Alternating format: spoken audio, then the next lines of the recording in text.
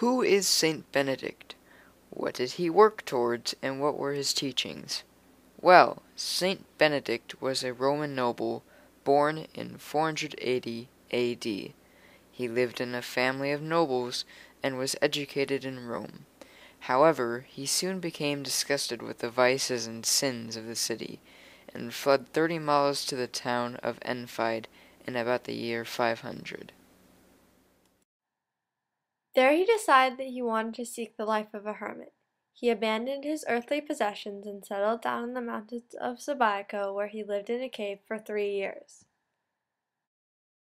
There he was fed by a monk called Romanus, while he lived and contemplated life in solitude. But the word of his holiness spread, and after an ill-fated attempt at being an abbot of a community of monks in Vicovaro, he returned to Subiaco and began to gather disciples. There he began the first Christian monastery, which would be the birthplace of Western monasticism. People came to him from far and wide whence they learned of his wisdom, and he organized them into a single monastic community. It was there that he wrote the Rule of Benedict, which codified the saint's teachings of prayer, silence, study, and common sense. There are many stories of miracles and wonders that happened to Saint Benedict. Let me read you some now. How Benedict brought water to Subiaco. 3 of the monasteries that Benedict founded in the region were located among the rocks on the mountain. It was very difficult for the brothers to descend to draw water from the lake.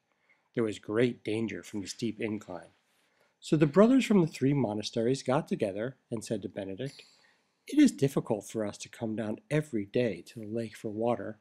The monasteries will have to be moved to another place." Benedict consoled them gently and sent them away. That night, accompanied by young brother Placid, he climbed the rock on the mountain and prayed. When he finished, he placed 3 stones in the place to mark it, and went back to his monastery.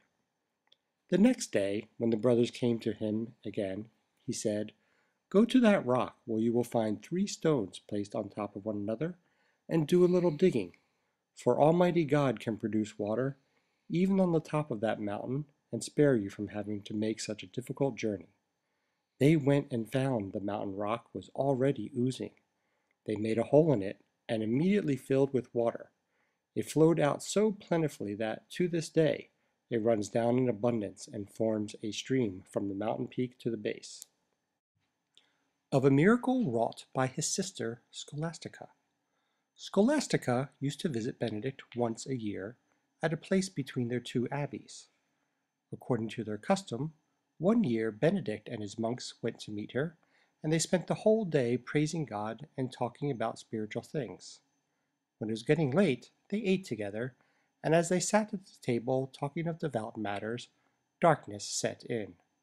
Scholastica entreated her brother to stay there all night, so they could talk about the joys of heaven. But he could not be persuaded to stay away from his abbey all night. At that time the sky was clear. The nun, receiving her brother's denial, folded her hands and bowed her head in prayer. Lifting her head, there suddenly fell such a tempest of lightning, thunder, and rain that neither Benedict nor his monks could go outside. The holy nun had poured forth such a flood of tears that she transformed the clear sky into a great storm. Benedict, seeing that he could not return to his abbey in such a storm, complained, "God forgive you, what have you done?" Scholastica answered, "I asked you to stay, and you would not hear me.